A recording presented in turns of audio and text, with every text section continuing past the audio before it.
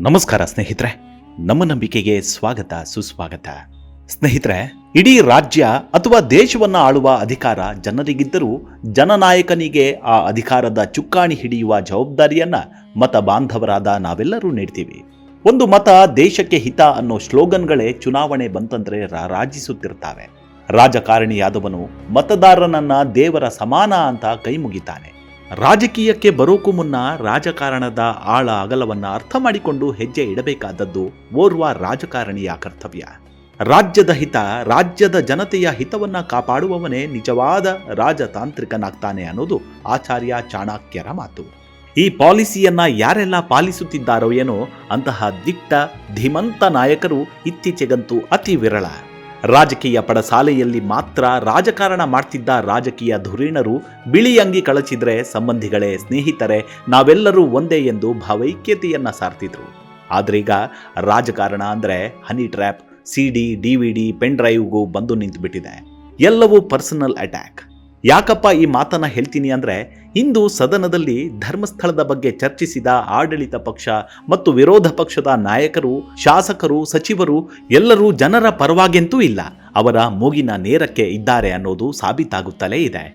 ಚಾಣಕ್ಯ ಹೇಳಿದಂತೆ ಆಡಳಿತ ಪಕ್ಷ ಹಾಗೂ ವಿರೋಧ ಪಕ್ಷ ಯಾವಾಗ ಅನ್ಯಾಯದ ವಿರುದ್ಧ ಧ್ವನಿ ಎತ್ತುತ್ತೋ ಅದು ರಾಜ್ಯದ ಜನತೆಗೆ ಮಾರಕ ಎಂಬುದು ಅಕ್ಷರಶಃ ಸತ್ಯ.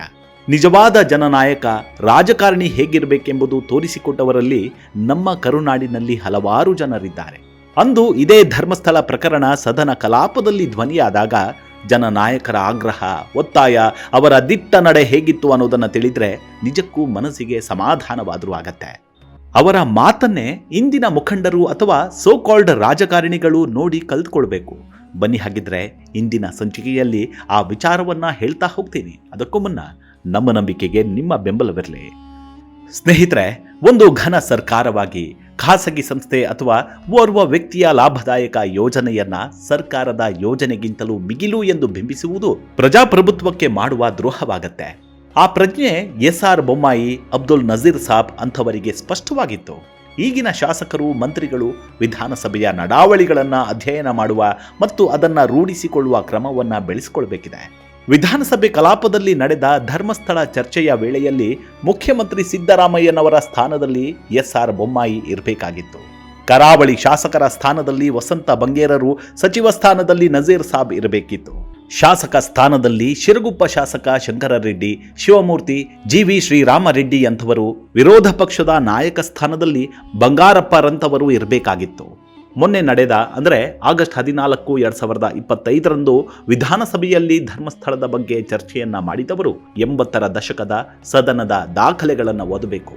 ಸಂತ್ರಸ್ತೆ ಅಥವಾ ಸಂತ್ರಸ್ತ ಅಥವಾ ದೂರುದಾರರನ್ನ, ಸಾಕ್ಷಿಯನ್ನ ರಕ್ಷಣೆ ಮಾಡುವುದು ಸ್ಟೇಟ್ ಕರ್ತವ್ಯ ಎಂದು ಈ ನೆಲದ ಸಂವಿಧಾನ, ಕಾನೂನು ಹೇಳುತ್ತೆ. ಆದರೆ ವಿಧಾನಸಭೆಯ ಇತಿಹಾಸದಲ್ಲೇ ಮೊದಲ ಬಾರಿಗೆ ವಿಧಾನಸಭೆಯ ಕಲಾಪದಲ್ಲಿ ಪ್ರತಿಪಕ್ಷ ಮತ್ತು ಆಡಳಿತ ಪಕ್ಷಗಳೆರಡೂ ಸೇರಿಕೊಂಡು ಸ್ಟೇಟ್ ಸಂತ್ರಸ್ತ ಅಥವಾ ದೂರುದಾರರು ಸಾಕ್ಷಿಯನ್ನೇ ಕ್ರಿಮಿನಲ್ಗಳಂತೆ ಬಿಂಬಿಸಿತು. ತಾನೇ ರಚಿಸಿದ ತನಿಖಾ ತಂಡದ ಬಗ್ಗೆ ತಾನೇ ಅಪಸ್ವರದ ಮಾತನಾಡಿತು. ಎಲ್ಲಕ್ಕಿಂತಲೂ ಮುಖ್ಯವಾಗಿ ದೂರು ನೀಡುವುದು, ಸಾಕ್ಷಿ ನೀಡುವುದು, ನ್ಯಾಯಕ್ಕಾಗಿ ಹೋರಾಟ ಮಾಡುವುದು ಷಡ್ಯಂತ್ರವಾಗಿ ಸದನಕ್ಕೆ ಕಾಣ್ತು. ರಾಜ್ಯದ ಸದನ ವಿಕ್ಟಿಮ್ಸ್ಗಳ ಪರವಾಗಿರಬೇಕು. SIT ರಚನೆಗಾಗಿ ಹೊರಡಿಸಿರುವ ಆದೇಶ ಮತ್ತು SITಯನ್ನ ಠಾಣಾ ದರ್ಜೆಗೆ ಏರಿಸಿರುವ ಆದೇಶದ ಪ್ರಕಾರ ಆರೋಪಿಗಳು ಯಾರು ಮತ್ತು ಬಲಿಪಶುಗಳು ಯಾರು ಎಂದು ಅರ್ಥವಾಗುತ್ತೆ. ಸರ್ಕಾರ SIT ರಚಿಸಿ ಬಲಿಪಶುಗಳ ವಿರುದ್ಧವೇ ಮಾತನಾಡುತ್ತೆ ಎನ್ನುವುದು ವಿಪರ್ಯಾಸ. ಧರ್ಮಸ್ಥಳದಲ್ಲಿ ದೂರುದಾರ ಭೀಮಾ ಹೆಣಗಳನ್ನ ಹೂತು ಹಾಕಿರುವ ಬಗ್ಗೆ ಮಾಹಿತಿ ನೀಡಿದ್ದಾರೆ. SIT ಪೊಲೀಸರು ತನಿಖೆಯನ್ನ ನಡೆಸುತ್ತಿದ್ದಾರೆ. ತನಿಖೆ ಇನ್ನೂ ಪೂರ್ಣಗೊಳ್ಳದೇ ಇರುವಾಗಲೇ ವಿಪಕ್ಷದ ಸದಸ್ಯರು ಧರ್ಮಸ್ಥಳ ದೇವಸ್ಥಾನ, ವೀರೇಂದ್ರ ಹೆಗಡೆಯವರನ್ನ ಎಳೆದು ತಂದದ್ದು ಯಾಕೆ? ದೂರಿನಲ್ಲಾಗಲಿ FIRನಲ್ಲಾಗಲಿ ವೀರೇಂದ್ರ ಹೆಗಡೆಯವರ ಹೆಸರು ಇಲ್ಲದೇ ಇದ್ದರೂ ಅವರ ಹೆಸರುಗಳನ್ನ ಈ ಪ್ರಕರಣಕ್ಕೆ ತಳುಕು ಹಾಕಿದ್ದು ಯಾಕೆ? ಗೃಹ ಸಚಿವ ಡಾಕ್ಟರ್ G. ಪರಮೇಶ್ವರ್ ಅವರು ವಿಪಕ್ಷಗಳಿಗೆ ಉತ್ತರ ನೀಡುವ ಸಂದರ್ಭದಲ್ಲಿ ಡಾಕ್ಟರ್ D. ವೀರೇಂದ್ರ ಹೆಗಡೆಯವರ ಮೇಲಿರುವ ಆಪಾದನೆಗಳಿಂದ ಅವರನ್ನು ಮುಕ್ತಗೊಳಿಸಲು SIT ರಚಿಸಲಾಯಿತು ಎನ್ನುತ್ತಾರೆ. ವೀರೇಂದ್ರ ಹೆಗಡೆಯವರ ಮೇಲಿನ FIR ತನಿಖೆ SIT ಬಳಿ ಇದೆಯಾ? ತನಿಖೆ ಪೂರ್ಣಗೊಳ್ಳದೆ ತನಿಖೆಯ ಫಲಿತಾಂಶ ಹೇಳುವುದು ಅಪರಾಧವಲ್ಲವಾ? ಸಂತ್ರಸ್ತರಿಗೆ ನ್ಯಾಯ ಕೊಡಲು ತನಿಖೆ ಮಾಡುವ ಬದಲು ಪ್ರಭಾವಿಗಳಿಗೆ ಕ್ಲೀನ್ ಚಿಟ್ ನೀಡಲೆಂದೇ ಎಸ್ಐಟಿ ತನಿಖೆ ನಡೆಯುತ್ತಿದೆಯಾ ಎಂಬ ಪ್ರಶ್ನೆಗಳನ್ನ ಗೃಹ ಸಚಿವರ ಭಾಷಣ ಮುನ್ನೆಲೆಗೆ ತಂದಿದೆ. ಗೃಹ ಸಚಿವರು ಹೇಳ್ತಾರೆ, ವೀರೇಂದ್ರ ಹೆಗಡೆಯವರು ಶಿಕ್ಷಣ ಸಂಸ್ಥೆಗಳನ್ನು ಸ್ಥಾಪಿಸಿ ಲಕ್ಷಾಂತರ ಜನರಿಗೆ ದಾರಿದೀಪವಾಗಿದ್ದಾರೆ, ಸಾವಿರಾರು ಮಹಿಳೆಯರ ಬದುಕಿಗೆ ಆಸರೆಯಾಗಿದ್ದಾರೆ ಎಂದು. ಧರ್ಮಸ್ಥಳದ ಟ್ರಸ್ಟ್ ಮೂಲಕ ಶಿಕ್ಷಣ ಸಂಸ್ಥೆಗಳನ್ನು ಸ್ಥಾಪಿಸಿದ್ದು ಮಂಜಯ್ಯ ಹೆಗಡೆಯವರೇ ಹೊರತು ವೀರೇಂದ್ರ ಹೆಗಡೆಯವರಲ್ಲ. ಮಂಜಯ್ಯ ಹೆಗಡೆಯವರ ಸಮಾಜ ಸುಧಾರಣಾ ಕ್ರಮಗಳು ಈಗ ವಾಣಿಜ್ಯೀಕರಣಗೊಂಡಿದೆ. ಪರಮೇಶ್ವರ್ ಅವರ ಶಿಕ್ಷಣ ಸಂಸ್ಥೆಗಳಿಗೂ ಎಸ್ಡಿಎಂ ಶಿಕ್ಷಣ ಸಂಸ್ಥೆಗಳಿಗೂ ವ್ಯತ್ಯಾಸವೇನಿದೆ? ಪರಮೇಶ್ವರ್ ಅವರೇ ಇಡಿ ತನಿಖೆಯನ್ನ ಎದುರಿಸಲಿಲ್ವಾ? ಶಿಕ್ಷಣ ನೀಡುತ್ತಿದ್ದಾರೆ ಎಂಬ ಕಾರಣಕ್ಕೆ ಡಾಕ್ಟರ್ ಜಿ ಪರಮೇಶ್ವರಿಗೆ ಇಡಿ ತನಿಖೆಯಲ್ಲಿ ರಿಯಾಯಿತಿ ಕೊಡ್ತಾ? ಸಾರ್ವಜನಿಕರ ಹುಂಡಿ ಹಣದಲ್ಲಿ ಸಮಾಜ ಸೇವೆ ಮಾಡುವ ವೀರೇಂದ್ರ ಹೆಗಡೆಯವರ ಸಮಾಜ ಸೇವೆಯನ್ನ ಹೇಗೆ ನೋಡಬೇಕು ಎಂಬುದನ್ನು ಮುಖ್ಯಮಂತ್ರಿ ಎಸ್ಆರ್ ಬೊಮ್ಮಾಯಿ ಅವರಿಂದ ಈಗಿನ ಸದನ ಸದಸ್ಯರು ಕಲಿಯಬೇಕು. ಧರ್ಮಾಧಿಕಾರಿಯವರು ಹಮ್ಮಿಕೊಂಡ ಗ್ರಾಮಾಭಿವೃದ್ಧಿ ಯೋಜನೆಯು ಸರ್ಕಾರದ ಯೋಜನೆಗಳಿಗಿಂತ ಉತ್ತಮ ರೀತಿಯಲ್ಲಿ ಫಲಪ್ರದವಾಗಿದೆ ಎಂಬ ವಿಚಾರ ಸರ್ಕಾರದ ಗಮನಕ್ಕೆ ಬಂದಿದೆಯೇ ಎಂದು 5/9/1988ರಲ್ಲಿ ಸದನದಲ್ಲಿ ಪ್ರಶ್ನೆ ಎದುರಾದಾಗ ಅಂದಿನ ಮುಖ್ಯಮಂತ್ರಿ ಎಸ್ಆರ್ ಬೊಮ್ಮಾಯಿ ಅವರು ಹೀಗೆ ಉತ್ತರವನ್ನು ನೀಡುತ್ತಾರೆ. ಧರ್ಮಾಧಿಕಾರಿಯವರು ಗ್ರಾಮಾಭಿವೃದ್ಧಿ ಯೋಜನೆಯನ್ನ ಅವರದೇ ಆದ ರೀತಿಯಲ್ಲಿ ಅನುಷ್ಠಾನಗೊಳಿಸುತ್ತಿರುವುದರಿಂದ ಸರ್ಕಾರದ ಯೋಜನೆಗಿಂತ ಉತ್ತಮ ರೀತಿಯಲ್ಲಿ ಫಲಪ್ರದವಾಗಿದೆ ಎಂಬ ವಿಚಾರ ಸರಿಯಲ್ಲ ಎನ್ನುತ್ತಾರೆ. ಬೆಳ್ತಂಗಡಿ ತಾಲೂಕಿನ ಶ್ರೀ ಕ್ಷೇತ್ರ ಧರ್ಮಸ್ಥಳದ ಗ್ರಾಮಾಭಿವೃದ್ಧಿ ಯೋಜನೆ ತಾಲೂಕಿನ 81 ಅನುಷ್ಠಾನಕ್ಕೆ ತಂದಿರುವ ವಿಷಯ ಸರ್ಕಾರದ ಗಮನಕ್ಕೆ ಬಂದಿದೆಯಾ? ಈ ಯೋಜನೆಯ ರೀತಿಯನ್ನು ಅನುಸರಿಸಿ ಅಭಿವೃದ್ಧಿ ಕಾರ್ಯಗಳನ್ನು ಸ್ವಚ್ಛ ರೀತಿಯಲ್ಲಿ ನಡೆಸಲು ಸರ್ಕಾರಕ್ಕೆ ಸಾಧ್ಯವಿಲ್ಲವಾ ಎಂದು 1/4/1987ರಲ್ಲಿ ಸದನ ಸದಸ್ಯರು ಪ್ರಶ್ನಿಸಿದಾಗ ಅಂದಿನ ಗ್ರಾಮೀಣಾಭಿವೃದ್ಧಿ ಮತ್ತು ಪಂಚಾಯತ್ ರಾಜ್ ಸಚಿವರಾದ ಅಬ್ದುಲ್ ನಜೀರ್ ಸಾಬ್ ಅವರು, ಹೆಗ್ಗಡೆಯವರು ಅನುಷ್ಠಾನದಲ್ಲಿ ತಂದಂತಹ ಕಾರ್ಯಕ್ರಮಗಳು ಯಾವುದೂ ವಿಶೇಷವಾದವುಗಳೇನಲ್ಲ, ಅವುಗಳು ಸರ್ಕಾರದ ಸಮಗ್ರ ಗ್ರಾಮೀಣ ಅಭಿವೃದ್ಧಿ ಯೋಜನೆ, ಅಂತ್ಯೋದಯ ಯೋಜನೆ, ಬುಡಕಟ್ಟು ಜನಾಂಗ ಅಭಿವೃದ್ಧಿ ಯೋಜನೆಗಳಂತೆಯೇ ಒಟ್ಟಾಗಿ ಜಾರಿಯಲ್ಲಿವೆ ಎಂದು ಉತ್ತರ ನೀಡುತ್ತಾರೆ. ಒಂದು ಘನ ಸರ್ಕಾರವಾಗಿ ಖಾಸಗಿ ಸಂಸ್ಥೆ ಓರ್ವ ವ್ಯಕ್ತಿಯ ಲಾಭದಾಯಕ ಯೋಜನೆಯನ್ನ ಸರ್ಕಾರದ ಯೋಜನೆಗಿಂತಲೂ ಮಿಗಿಲು ಎಂದು ಬಿಂಬಿಸುವುದು ಪ್ರಜಾಪ್ರಭುತ್ವಕ್ಕೆ ಮಾಡುವ ದ್ರೋಹವಾಗತ್ತೆ. ಆ ಪ್ರಜ್ಞೆ ಎಸ್ಆರ್ ಬೊಮ್ಮಾಯಿ, ಅಬ್ದುಲ್ ನಜೀರ್ ಸಾಬ್ ಅವರಂಥವರಿಗೆ ಸ್ಪಷ್ಟವಾಗಿತ್ತು. ಈಗಿನ ಶಾಸಕರು, ಮಂತ್ರಿಗಳು ವಿಧಾನಸಭೆಯ ನಡಾವಳಿಗಳನ್ನು ಅಧ್ಯಯನ ಮಾಡುವ ಮತ್ತು ಅದನ್ನು ರೂಢಿಸಿಕೊಳ್ಳುವ ಕ್ರಮವನ್ನು ಬೆಳೆಸಿಕೊಳ್ಳಬೇಕಿದೆ. ಧರ್ಮಸ್ಥಳದಲ್ಲಿ ನಡೆದ ಸಾವು ನೋವುಗಳಿಗೆ ದೇವರು ಕಾರಣ ಅಲ್ಲ. ಹಾಗಾಗಿ ದೇವರನ್ನ ಹೀಯಾಳಿಸುವ, ನಿಂದಿಸುವ ಪ್ರಶ್ನೆಯೇ ಇಲ್ಲ. ಎಲ್ಲ ಸಾವು ನೋವುಗಳಿಗೆ ಮನುಷ್ಯರೇ ಕಾರಣ. ಹಾಗಾಗಿ ಸಾವು ನೋವುಗಳಿಗೆ ಸರ್ಕಾರದ ಬಳಿ ನ್ಯಾಯ ಕೇಳಲಾಗತ್ತೆ. ಧರ್ಮಸ್ಥಳದ ಸಾವು ನೋವು, ಹೆಣಹೂತಿಡುವಿಕೆ, ನಾಪತ್ತೆ ಪ್ರಕರಣಗಳು ಮತ್ತು ಪೊಲೀಸರ ನಿಷ್ಕ್ರಿಯತೆ, ದೌರ್ಜನ್ಯಗಳ ಬಗ್ಗೆ ವಿಧಾನಸಭೆಯಲ್ಲೂ ಚರ್ಚೆಯಾಗಿತ್ತು. ಆಗಲೂ ಬಿಜೆಪಿ ಕಾಂಗ್ರೆಸ್ ಸದನದಲ್ಲಿತ್ತು. 31 ಆಗಸ್ಟ್ 1983ರಲ್ಲಿ ನಡೆದ ಧರ್ಮಸ್ಥಳದ ಬಗ್ಗೆ ಕರ್ನಾಟಕದ ವಿಧಾನಸಭೆಯಲ್ಲಿ ನಡೆದ ಚರ್ಚೆ ಹೇಗಿತ್ತು ಗೊತ್ತಾ? ಅವತ್ತಿನ ವಿಷಯ ಏನಪ್ಪಾ ಅಂತಂದ್ರೆ, ಧರ್ಮಸ್ಥಳದಲ್ಲಿ ನದಿಯಲ್ಲಿ ಬಿದ್ದು ಸತ್ತು ಹೋದ 2 ಶವಗಳನ್ನ ಪೊಲೀಸರು ದಫನ್ ಮಾಡಿರುವ ಕುರಿತಾಗಿತ್ತು. ಆ ದಿನ ಶಂಕರ ರೆಡ್ಡಿ ಅಂದ್ರೆ ಶಿರಗುಪ್ಪ ಶಾಸಕರು ಧ್ವನಿ ಎತ್ತುತ್ತಾರೆ. ಮಾನ್ಯ ಅಧ್ಯಕ್ಷರೇ, ನಮ್ಮ ಶಿರಗುಪ್ಪ ತಾಲೂಕಿಗೆ ಸೇರಿದ ವೆಂಕೋಬರಾವ್ ಎನ್ನುವವರ ಪುತ್ರ ಮತ್ತು ಆತನ ಸ್ನೇಹಿತರು ತೀರ್ಥಯಾತ್ರೆಗೆಂದು ಹೋದಾಗ ಧರ್ಮಸ್ಥಳದ ನದಿಯಲ್ಲಿ ಇಬ್ಬರು ಬಿದ್ದು ಸತ್ತು ಹೋದಂತಹ ಸಂದರ್ಭದಲ್ಲಿ ಅಲ್ಲಿನ ಪೊಲೀಸರು ಹೆಣಗಳನ್ನ ಮೇಲೆ ತೆಗೆದು ಯಾರಿಗೂ ತಿಳಿಸದೆ ದಫನ್ ಮಾಡಿದ್ದಾರೆ ಎಂದು ತಿಳಿಸಿದ್ದಾರೆ. ಇದಾದ 1 ತಿಂಗಳ ನಂತರ ವಿಷಯವನ್ನ ತಿಳಿದ ಶ್ರೀ ವೆಂಕೋಬರಾವ್ ಅವರು ಧರ್ಮಸ್ಥಳಕ್ಕೆ ಹೋಗಿ ಅಲ್ಲಿನ ಪೊಲೀಸರಲ್ಲಿ ವಿಚಾರ ಮಾಡಿ ಈ ಸುದ್ದಿಯನ್ನ ಪತ್ರಿಕೆಗಳ ಮತ್ತು ರೇಡಿಯೋ ಮೂಲಕ ಪ್ರಸಾರ ಮಾಡಿದ್ದರೆ ನನಗೆ ಕೂಡಲೇ ತಿಳಿಯುತ್ತಿತ್ತು ಎಂದಾಗ ಅಲ್ಲಿದ್ದ ಕಾನ್ಸ್ಟೇಬಲ್ ಒಬ್ಬರು ಅವಾಚ್ಯ ಶಬ್ದಗಳಿಂದ ನಿಂದಿಸಿ ಅವರಿಗೆ ಕಪಾಳಕ್ಕೆ ಹೊಡೆದು ಬಡಿದು ಮಾಡಿದ್ದಲ್ಲದೆ ಅವರ ಜನಿವಾರವನ್ನ ಹರಿದು ಹಾಕಿ ನಂತರ ಆ ವೃದ್ಧರನ್ನ ರಾತ್ರಿಯೆಲ್ಲ ಲಾಕಪ್ನಲ್ಲಿಟ್ಟಿದ್ದಾರೆ. ಅವರ ಬಳಿ ಇದ್ದ 250 ರೂಪಾಯಿಗಳನ್ನು ಮತ್ತು ರಿಸ್ಟ್ ವಾಚ್ ಅನ್ನು ಕೂಡ ಕಿತ್ತುಕೊಂಡು ಈ ಪ್ರಕರಣವನ್ನ ಯಾರ ಬಳಿಯಾದರೂ ಹೇಳಿದ್ರೆ ಮತ್ತೆ ಕಾಟ ಕೊಡೋದಾಗಿ ಹೇಳಿ ಅವರನ್ನ ಹೆದರಿಸಿ ಮುಚ್ಚಳಿಕೆಯನ್ನ ಕೂಡ ಅವರಿಂದ ಬರೆಸ್ಕೊಂಡು ಹೊರಗೆ ಬಿಡ್ತಾರೆ. ಇಷ್ಟೆಲ್ಲ ನಡೆದ ನಂತರ ನಾನು ಈ ವಿಷಯದ ಬಗ್ಗೆ ಒಂದು ಪತ್ರವನ್ನ ಮಾನ್ಯ ಮುಖ್ಯಮಂತ್ರಿಗಳಿಗೆ 2 ತಿಂಗಳ ಹಿಂದೆ ಬರೆದೆ. ಆದರೆ ಅವರಿಂದ ಸೌಜನ್ಯಕ್ಕಾದರೂ ಈ ವಿಷಯವನ್ನ ಪರಿಶೀಲನೆ ಮಾಡುತ್ತೇವೆಂದು ಹೇಳುವ ಒಂದು ಉತ್ತರ ನನಗೆ ಬರಲಿಲ್ಲ. ಆದ್ದರಿಂದ ಈ ಬಗ್ಗೆ ಇಲ್ಲಿ ಚರ್ಚೆ ಮಾಡಲು ಅವಕಾಶ ಮಾಡಿಕೊಡಬೇಕೆಂದು ಕೇಳಿಕೊಳ್ಳುತ್ತೇನೆ ಎನ್ನುತ್ತಾರೆ. ನಂತರ ಶಾಸಕರಾಗಿದ್ದ ಶಿವಮೂರ್ತಿ ಅವರು ಕೂಡ ಧ್ವನಿ ಎತ್ತುತ್ತಾರೆ. ಮಾನ್ಯ ಅಧ್ಯಕ್ಷರೇ, ವೆಂಕೋಬರಾವ್ ಅವರು ತನ್ನ ಮಗ ಕಳೆದ 1 ತಿಂಗಳಿನಿಂದ ಎಲ್ಲಿಗೋ ಹೋದ ಎಂಬ ವಿಚಾರ ಆತನ ಸ್ನೇಹಿತರಿಂದಲೂ ತಿಳಿಯದಿದ್ದಾಗ ಒಂದು ದಿನ ಸತ್ತು ಹೋಗಿರುವ ವಾರ್ತೆ ಬರುತ್ತೆ. ಆನಂತರ ಇವರು ಸಂಬಂಧಪಟ್ಟ ಪೊಲೀಸ್ ಠಾಣೆಯಲ್ಲಿ ಹೋಗಿ ವಿಚಾರ ಮಾಡಿದಾಗ ಜನರಿಗೆ ರಕ್ಷಣೆ ಕೊಡುವಂತಹ ಅಧಿಕಾರಿಗಳೇ ಮಗನನ್ನ ಕಳೆದುಕೊಂಡ ತಂದೆಗೆ ಸೂಕ್ತ ಉತ್ತರವನ್ನು ಕೂಡ ಹೇಳುವ ಒಂದು ಸೌಜನ್ಯವನ್ನ ತೋರಿಸದೆ ಅವರ ಅಂಗಿಯನ್ನ ಬಿಚ್ಚಿಸಿ ಅಲ್ಲಿದ್ದ ಹೆಡ್ ಕಾನ್ಸ್ಟೇಬಲ್ ಅವರ ಕಪಾಳಕ್ಕೆ ಹೊಡೆದಿದ್ದಾರೆ. ಅಷ್ಟೇ ಅಲ್ಲ, ರಾತ್ರಿಯೆಲ್ಲ ಪೊಲೀಸ್ ಕಸ್ಟಡಿಯಲ್ಲೇ ಇಟ್ಟುಕೊಂಡು ಮಲಮೂತ್ರ ಮಾಡುವುದಕ್ಕೂ ಕೂಡ ಬಿಟ್ಟಿಲ್ಲ, ಕುಡಿಯಲು ನೀರನ್ನು ಕೂಡ ಕೊಟ್ಟಿಲ್ಲ. ಇಂತಹ ಅನೇಕ ಪ್ರಕರಣಗಳಲ್ಲಿ ಪೊಲೀಸರು ಹದ್ದು ಮೀರಿ ನಡೆದುಕೊಳ್ಳುವಂತಹ ಪ್ರವೃತ್ತಿಯನ್ನ ಕರ್ನಾಟಕದ ಜನತೆ ಬಹಳ ಗಂಭೀರವಾಗಿ ವಿಚಾರ ಮಾಡುತ್ತಿದ್ದಾರೆ. ಸತ್ತ ಮಗನ ಬಗ್ಗೆ ಕೇಳಲು ಹೋದಾಗ ಈ ರೀತಿ ವರ್ತನೆ ಮಾಡಿದ್ದು ಸರಿಯೇ ಎಂಬ ಬಗ್ಗೆ ಸರ್ಕಾರದವರು ಉತ್ತರ ಕೊಡಬೇಕು ಎನ್ನುತ್ತಾರೆ. ಬೆಳ್ತಂಗಡಿ ಶಾಸಕರಾಗಿದ್ದಂತಹ ವಸಂತ್ ಬಂಗೇರ ಅವರು ಮಾತನಾಡಿ, ಮಾನ್ಯ ಅಧ್ಯಕ್ಷರೇ, ಈ ಪ್ರಕರಣ ನನ್ನ ವಿಧಾನಸಭಾ ಕ್ಷೇತ್ರದಲ್ಲಿ ನಡೆದಿದೆ. ವೆಂಕೋಬರಾವ್ ಅವರು ತನ್ನ ಮಗನು ಸತ್ತ ಬಗ್ಗೆ ವಿಚಾರಣೆ ಮಾಡಲು ಧರ್ಮಸ್ಥಳದ ಔಟ್ ಪೋಸ್ಟ್ ಪೊಲೀಸ್ ಸ್ಟೇಷನ್ಗೆ ಹೋದಾಗ ಅಲ್ಲಿದ್ದ ಹೆಡ್ ಕಾನ್ಸ್ಟೇಬಲ್ ಸರಿಯಾದ ಉತ್ತರ ಕೊಡದೆ ಕೇಳಲು ಹೋದವರನ್ನು ಹೊಡೆದು ಅವರ ಜನಿವಾರವನ್ನ ಕಿತ್ತು ಹಾಕಿ ಲಾಕಪ್ನಲ್ಲಿ ಹಾಕಿ ಮಾರನೇ ದಿವಸ ಹೊರಗೆ ಬಿಟ್ಟಿದ್ದಾರೆ. ಇವರ ಮಗನ ಹತ್ತಿರವಿದ್ದ transistor, radio, tape recorder, watch ಮುಂತಾದ ಯಾವ ವಸ್ತುಗಳನ್ನು ಕೂಡ ವಾಪಸ್ ಕೊಟ್ಟಿಲ್ಲ. ಧರ್ಮಸ್ಥಳಕ್ಕೆ ಇವರ ಮಗ ಹೋದಾಗ 4 ಜನರು ಸೇರಿಕೊಂಡು ಒಂದು ರೂಮನ್ನು ಪಡೆದಿದ್ರು. ಈ 4 ಜನರಲ್ಲಿ 2 ನದಿಗೆ ಬಿದ್ದು ಸತ್ತ ಮೇಲೆ ಉಳಿದ 2 ಯಾರು, ಎಲ್ಲಿಗೆ ಹೋದ್ರು ಎಂಬುದನ್ನು ವಿಚಾರಣೆ ಮಾಡಲು ಹೋದಾಗ ಪೊಲೀಸರು ಪೆಟ್ಟು ಕೊಟ್ಟಿದ್ದಾರೆ. ಸರ್ಕಾರದವರು ಮೊದಲು ಈ ಪೊಲೀಸರ ದೌರ್ಜನ್ಯವನ್ನು ನಿಲ್ಲಿಸಬೇಕು.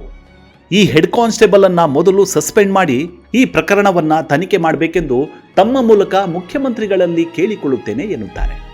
ವಿರೋಧ ಪಕ್ಷದ ನಾಯಕರಾಗಿದ್ದಂತಹ ಎಸ್ ಬಂಗಾರಪ್ಪನವರು ಮಾತನಾಡಿ, ಮಾನ್ಯ ಅಧ್ಯಕ್ಷರೇ, ಮಾನ್ಯ ಸದಸ್ಯರುಗಳು ವಿವರಣೆ ಕೊಟ್ಟಿದ್ದಾರೆ. ನಾನು ಪುನಃ ವಿವರಣೆ ಕೊಡಲಿಕ್ಕೆ ಹೋಗೋದಿಲ್ಲ. ಉದ್ದೇಶವೇನೆಂದರೆ, ತಂದೆ ಮಗನನ್ನ ಕಳೆದುಕೊಂಡು ಪೊಲೀಸ್ ಸ್ಟೇಷನ್ಗೆ ಹೋದಾಗ ಅವರು ಅನುಕಂಪ ವ್ಯಕ್ತಪಡಿಸಬೇಕಾಗಿತ್ತು. ಮಗ ಸಾವಿಗೀಡಾದ ದುರಂತ ನಡೆದದ್ದು ತಂದೆ ತಾಯಿಗಳಿಗೆ ಗೊತ್ತಿಲ್ಲ. ಆತ ಸತ್ತ ವಿಷಯವನ್ನ ರೇಡಿಯೋ ಮೂಲಕ ಬಿತ್ತರಿಸಬೇಕಾಗಿತ್ತು, ಪತ್ರಿಕೆಗಳ ಮೂಲಕ ಬರೆಸಬೇಕಾಗಿತ್ತು. ಈ ರೀತಿ ಮಾಡಲಿಕ್ಕೆ ಪೊಲೀಸ್ ಇಲಾಖೆಯಲ್ಲಿ ಕಾನೂನಿದೆ. ಅವರು ಕಾನೂನು ಪ್ರಕಾರ ಕ್ರಮ ತೆಗೆದುಕೊಂಡಿಲ್ಲ. ಮುಖ್ಯಮಂತ್ರಿಗಳು ಬಳ್ಳಾರಿಗೆ ಹೋಗಿದ್ದಾಗ ಅವರನ್ನ ಕಂಡು ಅರ್ಜಿ ಕೊಡಲು ಸತ್ತವನ ತಂದೆ ಕಾಯ್ತಾರೆ.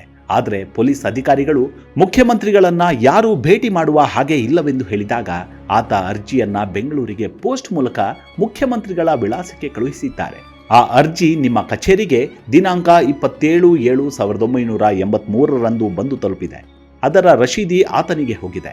ಮಗನನ್ನ ಕಳೆದುಕೊಂಡಂತಹ ವಿಚಾರ ತಂದೆಗೆ ಗೊತ್ತಾಗಿಲ್ಲ. ಇದು ಏತಕ್ಕಾಗಿ ಆಗಿದೆ? ಮಗನನ್ನ ಕಳೆದುಕೊಂಡ ತಂದೆ ತಾಯಿಗಳ ಗೋಳನ್ನ ನೋಡಿದ್ರೆ ಎಲ್ಲರಿಗೂ ಅರ್ಥವಾಗುತ್ತೆ. ಆತ ತಮ್ಮ ಕಚೇರಿಗೆ ಅರ್ಜಿ ಕಳುಹಿಸಿ 1 ತಿಂಗಳ ಮೇಲಾಗಿದೆ. ವಿಚಾರ ಏನೆಂದೇ ಗೊತ್ತಿಲ್ಲ. ಆತ ಕಳುಹಿಸಿದ ಅರ್ಜಿಗೆ ಉತ್ತರ ಕಳುಹಿಸುವ ಸೌಜನ್ಯ ನೀವು ಏತಕ್ಕೆ ತೋರಿಸಿಲ್ಲ? ಸದನಕ್ಕೆ ಉತ್ತರ ಕೊಡಬೇಕಾಗತ್ತೆ. ಪೊಲೀಸ್ ಅಧಿಕಾರಿಗಳ ಮೇಲೆ ಏನು ಕ್ರಮ ತೆಗೆದುಕೊಂಡಿದ್ದೀರಿ? ಇಲಾಖೆ ರಕ್ಷಣೆ ಕೊಡುವ ಕಾರ್ಯದಲ್ಲಿ ಏನು ಕ್ರಮ ತೆಗೆದುಕೊಂಡಿದೆ? ತಂದೆ ತಾಯಿಗಳಿಗೆ ವಿಷಯವನ್ನ ತಿಳಿಸಿದ್ದಾರೆಯೇ? ಮಗ ಏನಾದ ಎಂದು ಕೇಳಲಿಕ್ಕೆ ಹೋದಾಗ ಹೊಡೆದಿದ್ದಾರೆ. ಇದನ್ನ ನಾವು ತಡೆದುಕೊಳ್ಳೋದಕ್ಕೆ ಆಗೋದಿಲ್ಲ. ನಾನು ಸರ್ಕಾರವನ್ನ ಒತ್ತಾಯ ಮಾಡುವುದೇನೆಂದರೆ, ಮುಖ್ಯಮಂತ್ರಿಗಳು ಈ ಸದನಕ್ಕೆ ಇದರ ಬಗ್ಗೆ ಯಾವಾಗ ಹೇಳಿಕೆ ಕೊಡ್ತಾರೆ ಎಂದು ಕೇಳ್ತಾರೆ. ಮತ್ತೊಬ್ಬ ಶಾಸಕರಾಗಿದ್ದಂತಹ ಕೆ ಶಿವಮೂರ್ತಿ ಅವರು ಮಾತನಾಡಿ, ನಮ್ಮ ಪ್ರಶ್ನೆಗೆ ಯಾವಾಗ ಮುಖ್ಯಮಂತ್ರಿಗಳು ಉತ್ತರ ಕೊಡ್ತಾರೆ? ಅರ್ಜಿ ಕೊಟ್ಟ ತಕ್ಷಣ ಅಧಿಕಾರಿಗಳು ಹೇಳುವ ಮಾತು ಹೇಳೋದು ಬೇಡ ಎಂದಾಗ ಮುಖ್ಯಮಂತ್ರಿಯಾದಂತಹ ರಾಮಕೃಷ್ಣ ಹೆಗಡೆ ಅವರು ಹೇಳ್ತಾರೆ, ಇವತ್ತು ಈ ವಿಚಾರವನ್ನ ಎತ್ತಿದ್ದೀರಿ, ಇಂತಿಷ್ಟೇ ಸಮಯದಲ್ಲಿ ಹೇಳಿಕೆ ಕೊಡುತ್ತೇನೆಂದು ಹೇಳೋದು ಕಷ್ಟ ಎಂದಾಗ ಎಸ್ ಬಂಗಾರಪ್ಪನವರು ಹೇಳ್ತಾರೆ, ಯಾಕೆ? This I don't agree, you have got wireless ಎಂದಾಗ ವಿಧಾನಸಭೆಯಲ್ಲಿ ಗದ್ದಲ ಏರ್ಪಡುತ್ತೆ. ಆಗ ಮುಖ್ಯಮಂತ್ರಿಗಳು, you may not agree but I cannot dance to your tune ಎಂದಾಗ ಎಸ್ ಬಂಗಾರಪ್ಪನವರು ಹೇಳ್ತಾರೆ, we have every right to demand ಎಂದು. ಆ ಮಾತಿಗೆ ರಾಮಕೃಷ್ಣ ಹೆಗಡೆಯವರು ಹೇಳ್ತಾರೆ, you cannot force me like that, ಎಷ್ಟು ಬೇಗ ಸಾಧ್ಯವೋ ಅಷ್ಟು ಬೇಗ ಉತ್ತರ ಹೇಳ್ತೀನಿ ಎನ್ನುತ್ತಾರೆ. ವಿಧಾನಸಭೆಯಲ್ಲಿ ಜೋರಾಗಿ ಗದ್ದಲ ಏರ್ಪಡುತ್ತೆ. ದಿನಾಂಕ 21/1/1988 ವಿಧಾನಸಭೆ ಅಧಿವೇಶನದ ಕಲಾಪದಲ್ಲಿ ಪದ್ಮಲತಾ ಕೊಲೆ ಆರೋಪಿಗಳನ್ನ ಬಂಧಿಸಲು ಹೊರಟ ಇನ್ಸ್ಪೆಕ್ಟರ್ ವರ್ಗಾವಣೆ ವಿಷಯ ಚರ್ಚೆಯಾಗುತ್ತೆ. ಕಾನೂನು ಮತ್ತು ಸಂಸದೀಯ ಸಚಿವರಾಗಿರುವ ಲಕ್ಷ್ಮೀ ಸಾಗರ್ ಅವರು ಗೃಹ ಸಚಿವರ ಪರವಾಗಿ ಘನತೆಯ ಉತ್ತರ ನೀಡ್ತಾರೆ. ಅದರ ಯಥಾವತ್ತು ಹೀಗಿದೆ. ವಿಷಯ ಅಂದ್ರೆ, ಉಜಿರೆ ಮಂಜುನಾಥೇಶ್ವರ ಕಾಲೇಜಿನ ವಿದ್ಯಾರ್ಥಿನಿ ಪದ್ಮಲತಾಳ ಸಾವಿನ ಬಗ್ಗೆ ತನಿಖೆ ಮಾಡಿ ತಪ್ಪಿತಸ್ಥರಿಗೆ ಶಿಕ್ಷೆ ಕೊಡುವುದಾಗಿತ್ತು. ಆಗ ಬೆಳ್ತಂಗಡಿ ಶಾಸಕರಾಗಿದ್ದಂತಹ ಕೆ ವಸಂತ ಬಂಗೇರ ಅವರು ಹೇಳ್ತಾರೆ, ಮಾನ್ಯ ಅಧ್ಯಕ್ಷರೇ, ಕೆಲವು ಸಮಯದ ಹಿಂದೆ ನನ್ನ ಕ್ಷೇತ್ರವಾದ ಬೆಳ್ತಂಗಡಿ ತಾಲೂಕಿನಲ್ಲಿರುವ ಶ್ರೀ ಧರ್ಮಸ್ಥಳ ಮಂಜುನಾಥೇಶ್ವರ ಕಾಲೇಜು ಉಜಿರೆ ಇಲ್ಲಿಯ ವಿದ್ಯಾರ್ಥಿನಿಯಾಗಿದ್ದ ಕುಮಾರಿ ಪದ್ಮಲತಾ ಇವಳ ಸಾವಿನ ಬಗ್ಗೆ ಸಿಒಡಿ ತನಿಖೆ ನಡೆಸಬೇಕೆಂದು ವಿಧಾನಸಭೆಯಲ್ಲಿ ಒತ್ತಾಯಪಡಿಸಿದಂತೆ ಸರ್ಕಾರ ಸಿಒಡಿ ತನಿಖೆಗೆ ಆಜ್ಞಾಪಿಸಿತ್ತು. ಸಿಒಡಿಯ ಸರ್ಕಲ್ ಇನ್ಸ್ಪೆಕ್ಟರ್ ಜಗನ್ನಾಥ್ ರೈ ಇವರ ನೇತೃತ್ವದಲ್ಲಿ ತನಿಖೆ ಪ್ರಾರಂಭವಾಯಿತು. ಅವರು ತನಿಖೆ ನಡೆಸಿ ಒಂದು ಹಂತದಲ್ಲಿ ತಪ್ಪಿತಸ್ಥರನ್ನ ಗೊತ್ತು ಮಾಡಿ ಬಂಧಿಸುವ ಹಂತದಲ್ಲಿರುವಾಗ ಸಿಒಡಿ ಹಿರಿಯ ಅಧಿಕಾರಿಗಳ ಮೇಲೆ ಒತ್ತಡ ಹೇರಿ ಜಗನ್ನಾಥ ರೈಗಳು ತನಿಖೆಯನ್ನ ತಕ್ಷಣ ನಿಲ್ಲಿಸಿ ಫೈಲ್ ಸಮೇತ ಬೆಂಗಳೂರಿಗೆ ವಾಪಸ್ ಬರಬೇಕೆಂದು ಆಜ್ಞಾಪಿಸಲಾಯಿತು. ಹಿರಿಯ ಅಧಿಕಾರಿಗಳ ಆದೇಶದಂತೆ ಇನ್ಸ್ಪೆಕ್ಟರ್ ಜಗನ್ನಾಥ್ ರೈ ತನಿಖೆಯನ್ನ ತಕ್ಷಣ ನಿಲ್ಲಿಸಿ ತನಿಖೆಯ ಫೈಲ್ ಸಮೇತ ಬೆಂಗಳೂರಿಗೆ ವಾಪಸ್ ಬಂದು ಫೈಲನ್ನ ಹಿರಿಯ ಅಧಿಕಾರಿಗಳಿಗೆ ಒಪ್ಪಿಸ್ತಾರೆ. ಆ ಬಳಿಕ ಇನ್ಸ್ಪೆಕ್ಟರ್ ಜಗನ್ನಾಥ್ ರೈ ಅವರನ್ನ ರಜೆಯ ಮೇಲೆ ಮನೆಗೆ ಹೋಗುವಂತೆ ಆಜ್ಞಾಪಿಸಲಾಯಿತು. ಜಗನ್ನಾಥ್ ರೈಯರವರು ರಜೆ ಹಾಕಿ ಮನೆಗೆ ಹೋಗ್ತಾರೆ. ಅದರ ನಂತರ ಸದರಿ ಕೇಸಿನ ತನಿಖೆಗಾಗಿ ಡಿವೈಎಸ್ಪಿ ಅವರನ್ನ ಕಳುಹಿಸಲಾಯಿತು. ಡಿವೈಎಸ್ಪಿ ಅವರು ಸಿಒಡಿ ಹಿರಿಯ ಅಧಿಕಾರಿಗಳ ಆದೇಶದಂತೆ ಬೆಳ್ತಂಗಡಿ ತಾಲೂಕಿಗೆ ಬಂದು 1 ತಿಂಗಳು ಕಾಲಹರಣ ಮಾಡಿ ಯಾವುದೇ ರೀತಿಯ ತನಿಖೆಯನ್ನ ನಡೆಸದೆ ತಪ್ಪಿತಸ್ಥರ ಪತ್ತೆಯಾಗೋದಿಲ್ಲ ಎಂದು ಕೇಸ್ ಫೈಲನ್ನು ಪೂರ್ಣಗೊಳಿಸಿ ತನಿಖೆಗೆ ಇತಿಶ್ರೀ ಹಾಡಿ ಫೈಲನ್ನು ಕ್ಲೋಸ್ ಮಾಡಿದ್ದಾರೆ. ಪದ್ಮಲತಾ ಮರ್ಡರ್ ಕೇಸ್ನಲ್ಲಿ ಶಾಮೀಲಾಗಿರುವ ಕೊಲೆಗಡುಕರನ್ನ ಸಿಒಡಿ ಅಧಿಕಾರಿಗಳು ಬಂಧಿಸಿ ಕೇಸ್ ದಾಖಲು ಮಾಡುವ ಬದಲು ಅವರಿಗೆ ರಕ್ಷಣೆ ಕೊಟ್ಟು ಇನ್ನು ಹೆಚ್ಚು ಕೊಲೆ ಮಾಡುವಂತೆ ಪ್ರೋತ್ಸಾಹವನ್ನು ಕೊಟ್ಟಿದ್ದಾರೆ. ಅಲ್ಲದೆ ಕಳೆದ ವಿಧಾನಸಭೆಯಲ್ಲಿ ಈ ವಿಚಾರದಲ್ಲಿ ಗೃಹ ಸಚಿವರಿಗೆ ಪ್ರಶ್ನೆ ಹಾಕಿದಾಗ ಅಧಿಕಾರಿಗಳಿಂದ ಬಂದ ಸತ್ಯಕ್ಕೆ ದೂರವಾದ ಉತ್ತರವನ್ನ ಗೃಹ ಸಚಿವರು ಸದನದಲ್ಲಿ ಓದ್ತಾರೆ. ಪದ್ಮಲತಾ ಮರ್ಡರ್ ಕೇಸಿನಲ್ಲಿ ಶಾಮೀಲಾದ ಕೊಲೆಗಡುಕರನ್ನ ಪತ್ತೆ ಹಚ್ಚಲು Jagannath Rai circle inspector of police COD ಇವರನ್ನೇ ತನಿಖೆ ಮಾಡಲು ಕಳುಹಿಸಿಕೊಡಬೇಕೆಂದು ಈ ಮೂಲಕ ವಿನಂತಿಸುತ್ತೇನೆ. ಅಲ್ಲದೆ ಕೊಲೆಗಡುಕರಿಗೆ ರಕ್ಷಣೆ ಒದಗಿಸಿ ಕೊಲೆಯನ್ನ ಮರೆಮಾಡಲು ಪ್ರಯತ್ನಿಸಿದ ಸಿಒಡಿ ಅಧಿಕಾರಿಗಳ ಮೇಲೆ ಸೂಕ್ತ ಕ್ರಮ ಕೈಗೊಳ್ಳಬೇಕೆಂದು ಈ ಮೂಲಕ ವಿನಂತಿಸುತ್ತೇನೆ ಎನ್ನುತ್ತಾರೆ. ಆಗ ಕಾನೂನು ಸಚಿವರಾಗಿದ್ದಂತಹ ಲಕ್ಷ್ಮೀ ಸಾಗರ್ ಅವರು ಮಾತನಾಡ್ತಾ ಗೃಹ ಸಚಿವರ ಪರವಾಗಿ ಮಾತನಾಡ್ತಾರೆ. ಮಾನ್ಯ ಅಧ್ಯಕ್ಷರೇ, ಉಜಿರೆ ಕಾಲೇಜಿನ ವಿದ್ಯಾರ್ಥಿನಿ ಕುಮಾರಿ ಪದ್ಮಲತಾರ ಕೊಲೆಗೆ ಸಂಬಂಧವಾದ ಬೆಳ್ತಂಗಡಿ ಠಾಣೆಯ ಅಪರಾಧ ಸಂಖ್ಯೆ 17/87 ಐಪಿಸಿ ಕಾಲಂ 302, 201 ಅಡಿಯಲ್ಲಿ ಮೊಕದ್ದಮೆ ದಾಖಲು ಮಾಡಿಕೊಂಡಿದ್ದು ಅದನ್ನು ಸಿಒಡಿ ತನಿಖೆಗೆ ವಹಿಸಲಾಗಿದೆ. ಸಿಒಡಿ ಇನ್ಸ್ಪೆಕ್ಟರ್ ಆದ ಜಗನ್ನಾಥ್ ರೈ ಅವರಿಗೆ ಈ ಕೇಸಿನ ತನಿಖೆಯನ್ನು ಒಪ್ಪಿಸಲಾಗಿತ್ತು. ಈ ಬಗ್ಗೆ ಶಾಸಕರಾದ ವಿನಯ್ ಕುಮಾರ್ ಸೊರಕೆಯವರು ದಿನಾಂಕ 25 ಮಾರ್ಚ್ 1987ರಂದು ಗೃಹ ಮಂತ್ರಿ ಅವರಿಗೆ ಮನವಿಯನ್ನು ಸಲ್ಲಿಸಿ ಇನ್ಸ್ಪೆಕ್ಟರ್ ಜಗನ್ನಾಥ್ ರೈ ಅವರು ಅದೇ ಸ್ಥಳದವರಾಗಿದ್ದು ಅವರಿಂದಲೇ ತನಿಖೆಯನ್ನು ಮುಂದುವರಿಸುವುದು ಸೂಕ್ತವಲ್ಲವೆಂದು ಮನವಿ ಸಲ್ಲಿಸುತ್ತಾರೆ. ಹಾಗಾಗಿ ಗೃಹ ಮಂತ್ರಿಯವರು ಪ್ರಕರಣದ ತನಿಖೆಯನ್ನ ಮತ್ತೊಬ್ಬ ಅಧಿಕಾರಿಗೆ ವಹಿಸಲು ಆದೇಶಿಸಿದರು. ಸದರಿ ಆದೇಶದಂತೆ COD deputy police superintendent HM Mariswamy ಅವರಿಗೆ ತನಿಖೆಯನ್ನ ವಹಿಸಲಾಯಿತು. ತನಿಖೆಯಲ್ಲಿ ಅಂತಹ ವ್ಯತ್ಯಾಸವೇನು ಕಾಣಲ್ಲ ಎನ್ನುತ್ತಾರೆ. ಆಗ ವಿನಯ್ ಕುಮಾರ್ ಸೊರಕೆ ಅವರು ಎದ್ದು ಮಾನ್ಯ ಅಧ್ಯಕ್ಷರೇ ಎಂದಾಗ ಅಧ್ಯಕ್ಷರು ಹೇಳ್ತಾರೆ, ಈಗ ದಯವಿಟ್ಟು ತಾವು ಕುಳಿತುಕೊಳ್ಬೇಕು. ತಾವು ಇನ್ನೂ ಹೊಸಬರು, 3 ವರ್ಷಗಳಾದರೂ ಬೇಕಾಗತ್ತೆ. ತಾವು ಇನ್ನೂ ನಿಯಮಗಳನ್ನು ಓದಿಲ್ಲ, ಕುಳಿತುಕೊಳ್ಳಿ ಎನ್ನುತ್ತಾರೆ. ಸಭೆಯಲ್ಲಿ ಗದ್ದಲವಾಗತ್ತೆ. ಅಧ್ಯಕ್ಷರು ಹೇಳ್ತಾರೆ, ನೀವು ಹೀಗೆ ಗಲಾಟೆ ಮಾಡೋದ್ರಿಂದ ಯಾವ ಪ್ರಯೋಜನವೂ ಇಲ್ಲ. ವಿಧಾನಸಭೆ ಎನ್ನುವುದು ಪ್ರಜಾಪ್ರಭುತ್ವದ ದೇಗುಲ ಅನಿಸಿಕೊಳ್ಳುವುದು ಇಂತಹ ಚರ್ಚೆಗಳಿಂದಲೇ.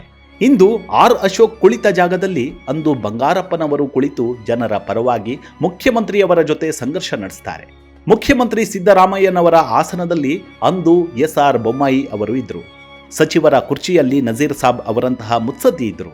ಅಂದಿನ ಸದನದ ಪೈಕಿ ಯಾರೊಬ್ಬರೂ ಈ ಚರ್ಚೆಯನ್ನ ದೇವಸ್ಥಾನ, ದೇವಮಾನವನಿಗೆ ಜೋಡಿಸಿ ಸಮಾಜದಲ್ಲಿ ಗೊಂದಲವನ್ನ ಮೂಡಿಸಲಿಲ್ಲ. ಸರ್ಕಾರ ಎಂದರೆ ಅದೊಂದು ಧರ್ಮ. ಜಾತಿ ವರ್ಣಗಳ ಯಾವ ಪ್ರಭಾವಕ್ಕೂ ಒಳಗಾಗದೆ ಸದನ ನಡೆಸಬೇಕಿರುವುದು ಹೀಗೆ ಎಂದು ಇಂದಿನ ಸದನಕ್ಕೆ ಅಸೆಂಬ್ಲಿ ರೆಕಾರ್ಡ್ಸ್ ಪ್ರತಿಯನ್ನ ಓದಲು ನೀಡಬೇಕಾಗಿದೆ.